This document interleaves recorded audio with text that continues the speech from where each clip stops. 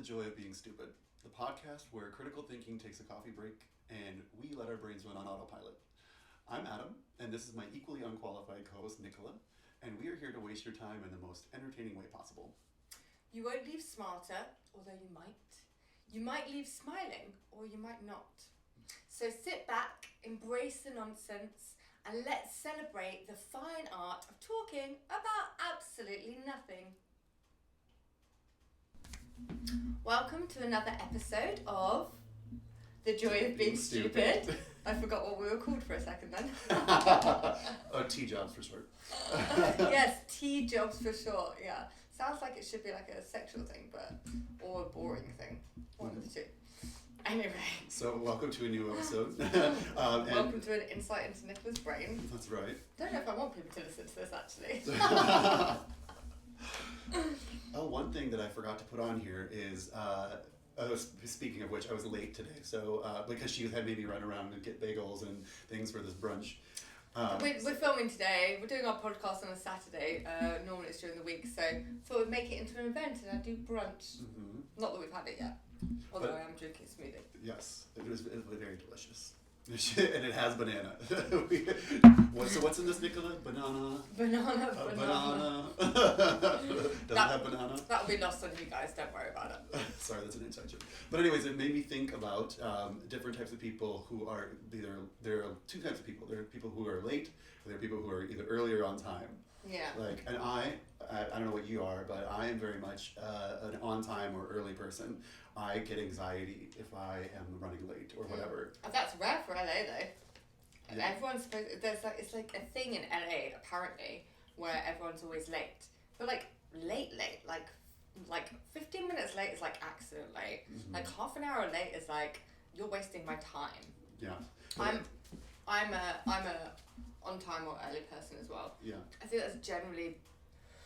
I don't know. I wonder if I've always been like that. You know what? It might stem back to when there weren't mobile phones, so you had to be somewhere on time. Otherwise, you'd wait for someone. I think now with phones, people, can be like, "Sorry, I'm running 5 minutes late," and then actually it's half an hour. Yeah. I'm very much an early bird, because I feel like it's also like a politeness thing, like you're respecting someone's time, so you want to be there. But that's true though. Like with cell phones, it's easier to be like, oh my God, there's an accident or whatever, so people aren't just like. Time management is a fucking skill though, I think. But at a certain point, you should learn how to be on time for things. If you, like with my work. Like, I worked in the film industry and, like, it was part of it got drilled into me, you don't show up late, because you have so many other people, like, relying on you to be there. Mm-hmm. Like, you turn up early. If you think, you don't ever turn up late, you turn up early enough time so that if something were to happen, you'd still make it to work okay. Because you've got all these people relying on everyone being there at the same time to work. Right. Like, I once had a guy worked for me and he had the props van and he showed up half an hour late, and so we couldn't start shooting until he got there. Right. And I was like, you can't do that. I never had him back on a job. Oh, yeah. Because I need to rely on you to know that you will always be here, unless you're like, sick or in a crash. You got a valid excuse. Sorry. Valid excuse, not like sick or in a car crash. Those are the only two things that could possibly happen. But I think you're right, like, it's respecting people's time. Like, time is the thing that we're obsessed by. Mm-hmm. I was just watching a short video actually of it was talking about trans rights, and the person was saying like, don't like worry about all these people or like all our things, like just like we're all human. Let's talk about more important things. Not saying trans rights aren't important, but like don't get like, do you know what I mean? Like it was for trans rights. Mm-hmm. Let me say that first of all. Yeah. But like they were saying, that we should all talk about death, the fact that we're all humans. Mm-hmm. And we're all going to die, and we're obsessed with this fact of like, oh, if I do this thing, it will make me live longer, or like, you know, da, da, da. And it was just fascinating. It was like, yeah, like let's talk, we're all human, like everyone, like live your own experience and express yourself however you choose to in like your body and your spirit, and then together collectively let's focus on things like death should be a thing that we talk about. Why are we all like uncomfortable to talk about? But why? It shouldn't be. Like, it's the only thing that we all know. As soon as you're born, you're all gonna die. True. A plant gets born. A plant gets born. A plant grows and then dies. I mean, as you can tell, my words have been a little bit like this morning, but relating that to like time, I think we only have so much time on this planet. So I think that's why time is such a commodity, like it's something that's so important. So if you waste that, you're like wasting someone's life, you know? Yeah, but then isn't that an interesting thing as well? So let's say we met up and you were half an hour late and I was like getting angry, being like, oh my god, you're wasting my time. Actually, wouldn't it be beautiful if I could surrender in that moment of being like, oh, I've just been given 30 minutes to sit, to be, to exist, to not have anywhere to go, to not have anything to do, to like be present in that moment. But I suppose that only works to a certain extent if you're like on a job and like things are, you know. But do you know what I mean? And also, but you have to kind of like be prepared for that. Like I think if you're thrown into that and you're not expecting to like want to save this time, like if you don't go there, you like say you go 30 minutes early and it's expecting to like enjoy this time, I think that's different than like being forced to like sit there and do nothing for 30 minutes, you know what I mean? Yeah. But can we surrender to that? It not being, being forced. But I, again, to be clear, I am an advocate of people turning up on time to things because my time is valuable and I don't like it being wasted. Exactly. But on the contrast to that, can we view those things as gifts, as, you know? But I'm with you, like, I get anxious if I'm, like, gonna be late somewhere. Like, I don't like people waiting for me. But what's that wrapped up in? Is that because I have, like, this fear of, like, being judged or that they won't like me as well? I think that really also relates back to people pleasing. So, like, we've talked about this before, that I'm an extreme people pleaser. So, like, if I'm late and I'm wasting someone's time, they're going to be unhappy with me, and I don't want them to be unhappy with me. So, if I'm late, I'm, like, speeding along, you know? Yeah. Why do you think you're a people pleaser? Oh, it just seems probably there's probably a whole psychology behind that, but like I think we got time. We got like 20 minutes. Strap in. Okay, so my childhood. I was impressed. I was like, yeah, he's gonna go there. Well, I think also I'm an only child, and so I did spend a lot of time by myself, and so like I wanted to, like, anytime I was in an interaction, like I wanted people to like me so that they would want to play with me or, you know, whatever. And then just growing up, you know, I was always trying to like impress people or, you know, whatever. So it kind of became ingrained. And I don't know, it's just who I am now. Yeah, I know, but I think, so I find this fascinating, right? We have, when you just said, it's who I am now, right? So it's ingrained in part of your personality, right?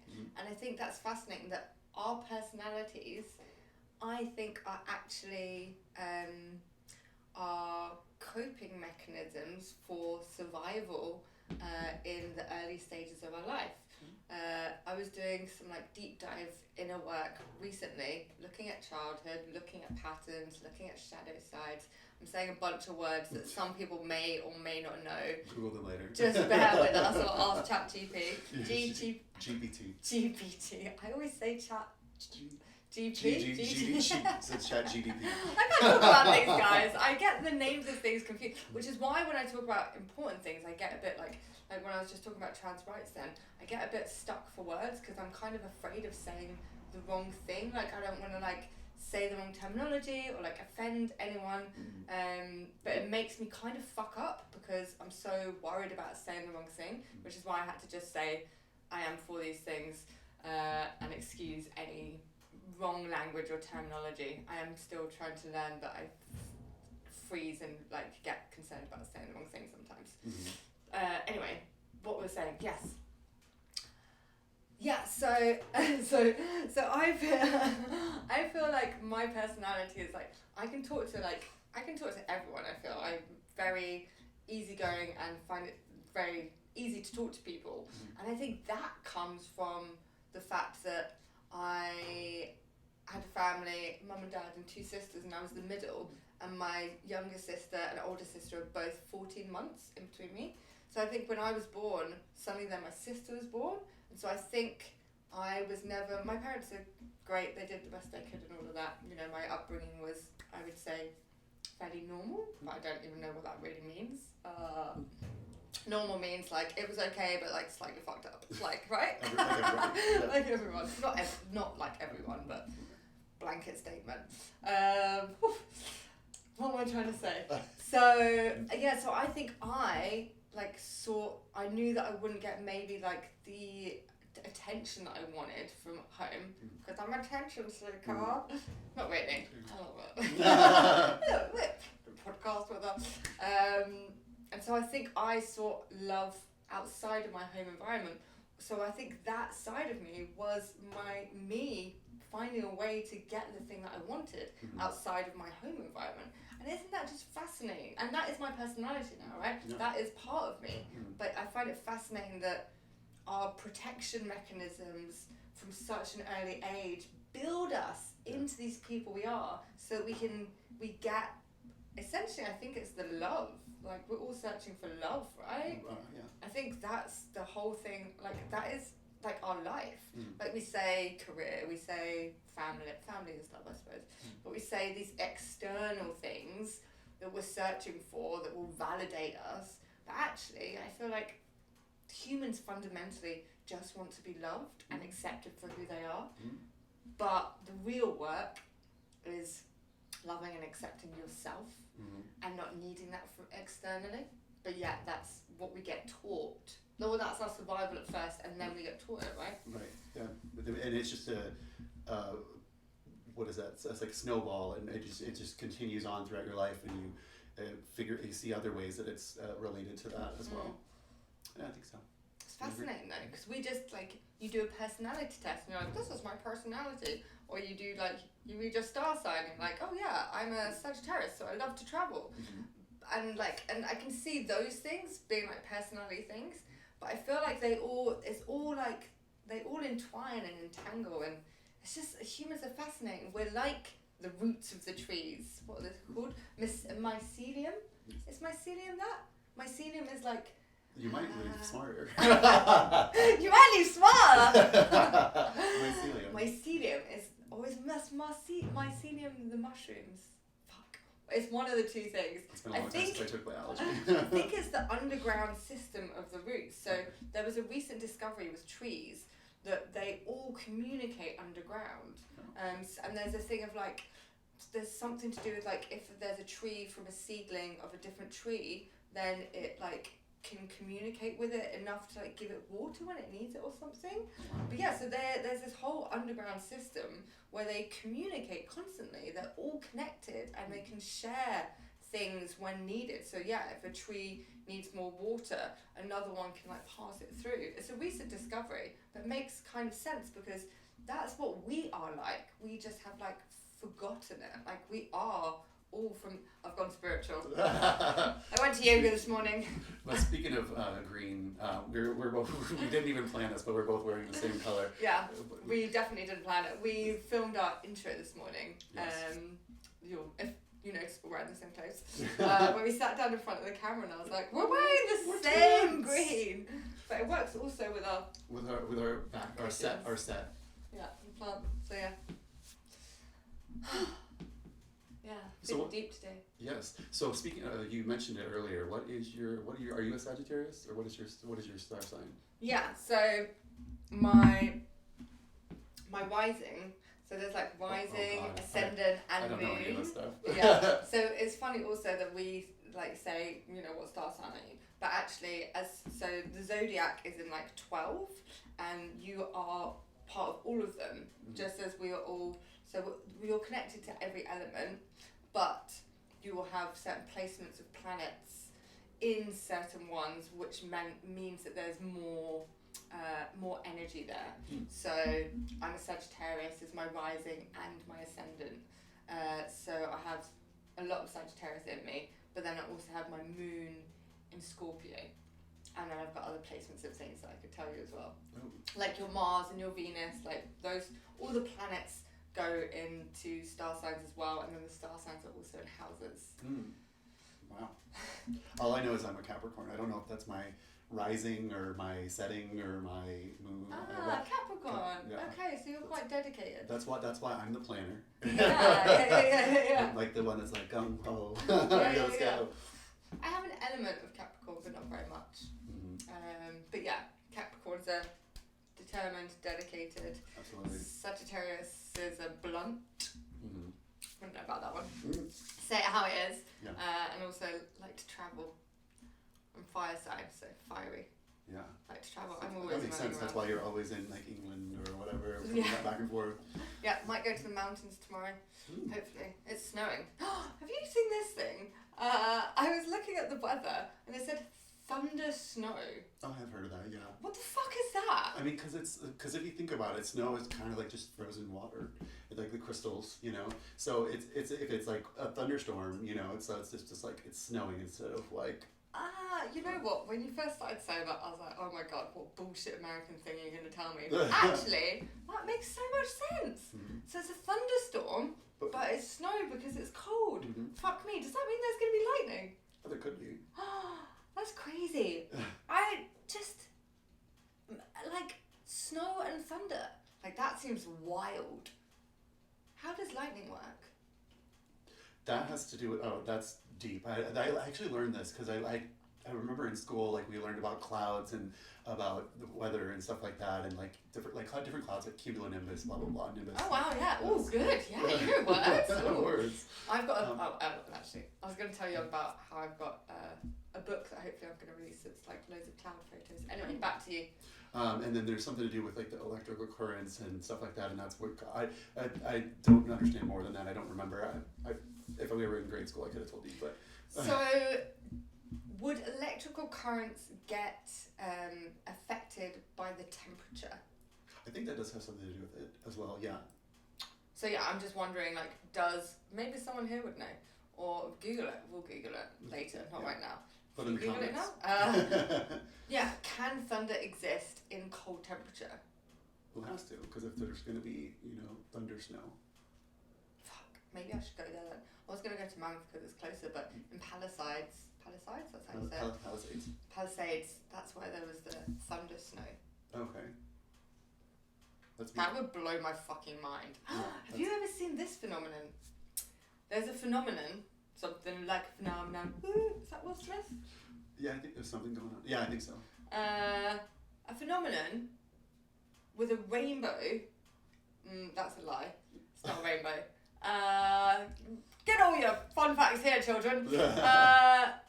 It's the moon. Is it the moon? Fuck, what is it? There's something. It's either the moon or the sun. But it's a phenomenon.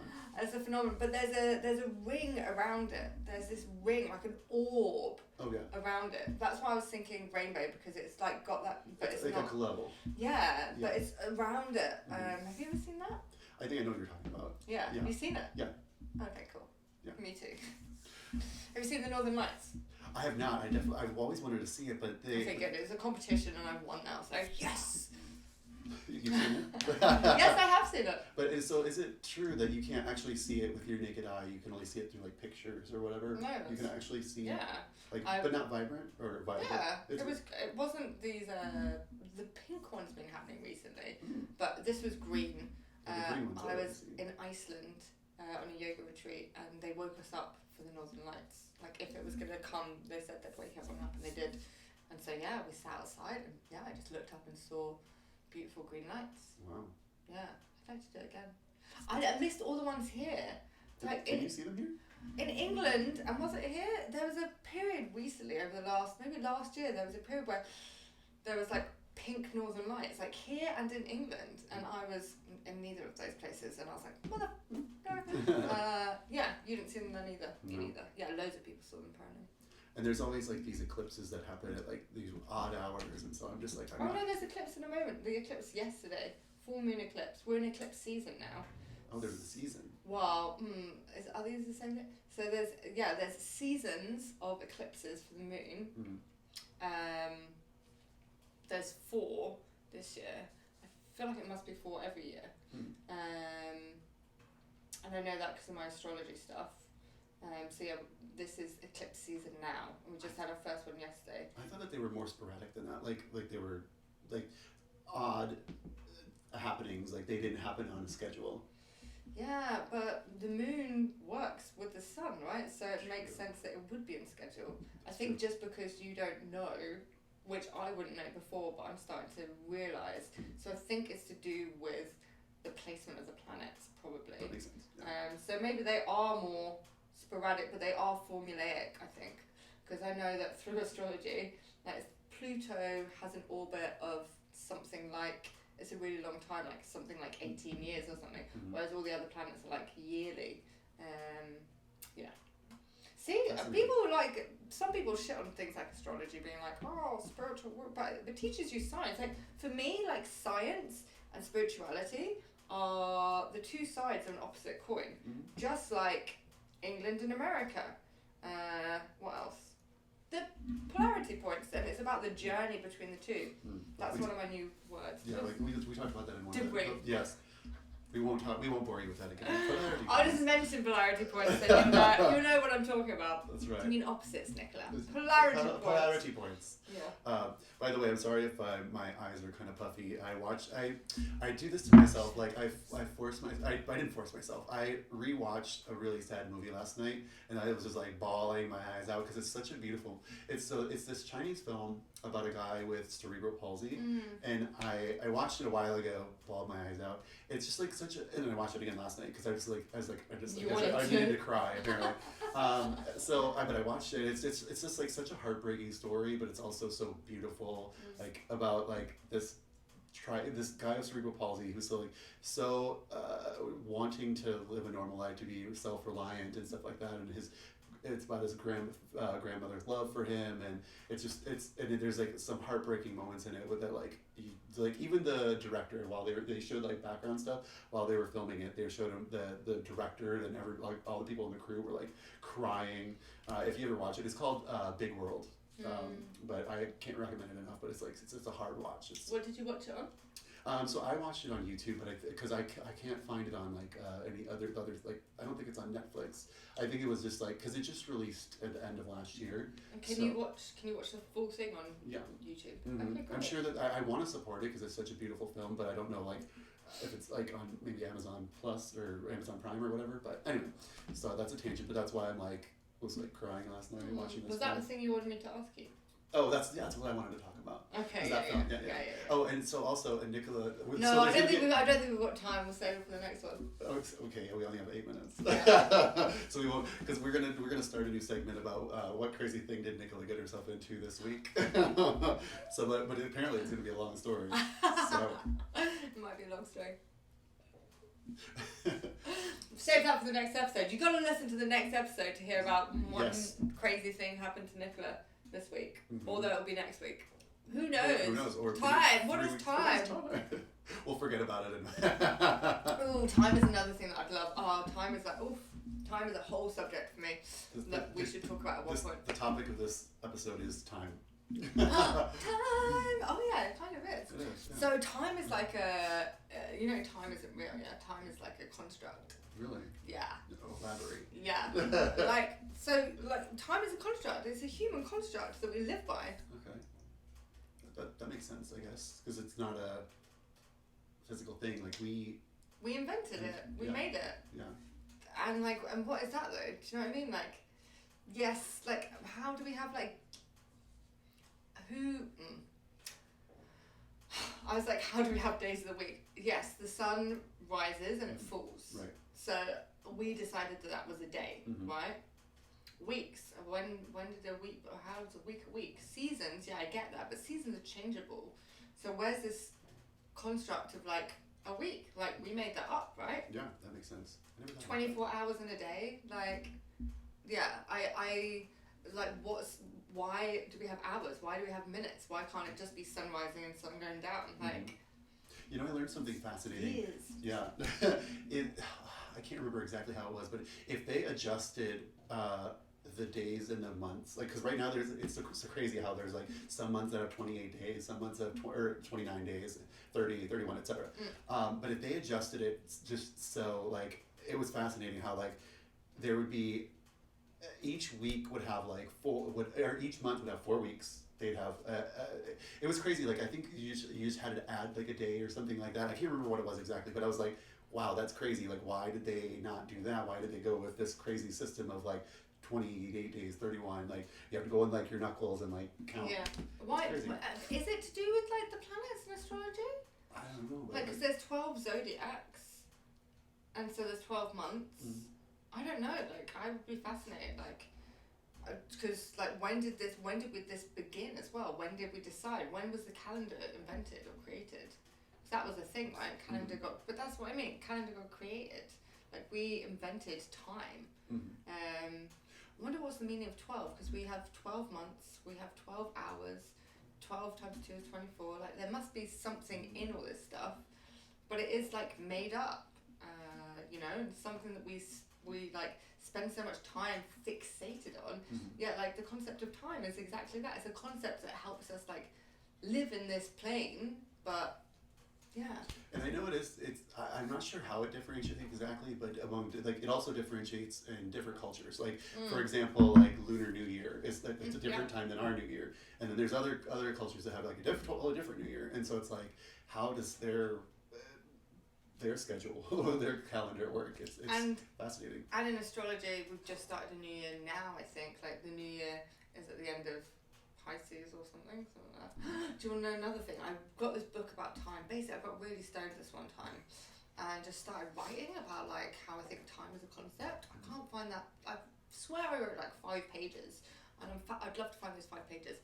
But then I bought this book that was about time, and one of the things that I remember from it, can't remember the rest of the stuff, but it was interesting, is that if me and you were born at the exact same time and you lived at the bottom of the mountain and I lived at the top of the mountain, can't remember which one it is, let's say me. Polarity points. Yeah. I would be older than you. Oh, really? Yeah. How does that work? I don't know, but isn't it fascinating? That's It'd be great if I could remember the rest of the stuff. And I think it was the higher up person, not the lower down person. And I can't remember. There was something the interesting part, but that is a thing. Like, I would be older than you, even though we were born at the exact same moment. Is it to do with the rotation of I don't know. I should find that book, or at least find out why that is. Because right now I've just told you something, but I can't explain why. But that is a fact. I read it in a book. It's true. Right. Oh, you can turn your volume down again now. Yeah. Sorry for screaming in your ear. And the other fascinating thing is that how, like, right now in Australia it's tomorrow. It's like it's the future. It's like so you could be on the phone with somebody and they're like, what? So what happens in the future? Yeah. Isn't it? Like flying backwards and forwards, like, you know, going back to England, then you're like, oh wait, I've just like lost a day, or I've gained a day, or like, yeah, Australia, it's crazy. But then what does that really matter? What does it really mean also at the same time? Like, we're all just people. Like, this obsession with time, I think actually, yeah, I don't know. I feel like it restricts us instead of, what's the opposite of restriction? Release, like restriction, and then like growth, release, whatever that is. Because we get so worried, like, oh God, I've only got this much time.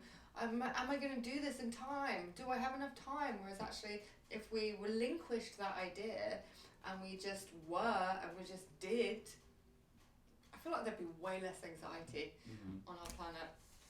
I agree. And more freedom. Yeah.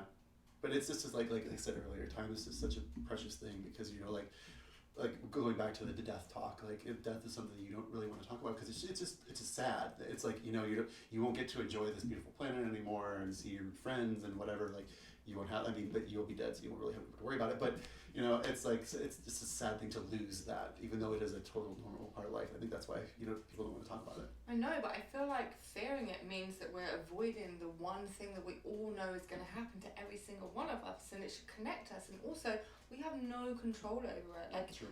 I could die tomorrow, you know, from whatever. And I think if we remember that we are all what's the opposite of infinite? Why do I think of the word that's the opposite? If we remember that we all are perishable, or it's yeah, I think it makes you like more humble, more grounded. You have more compassion for people. True. You know, like I know you're gonna die. I know I'm gonna die. Like let's just like be kind to each other, compassionate. Like it's okay. You know, instead of this like closeness of like I have to achieve all this stuff and I don't know. I'm aware that we're coming to the end of, and that's talking about.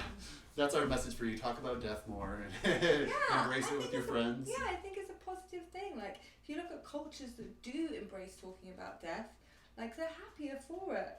We have nothing to fear. And you know, you talk about potentially, Save it for next time. Yeah, I'll save it for next time. We'll talk more about death. Bye. Thank you for tuning in.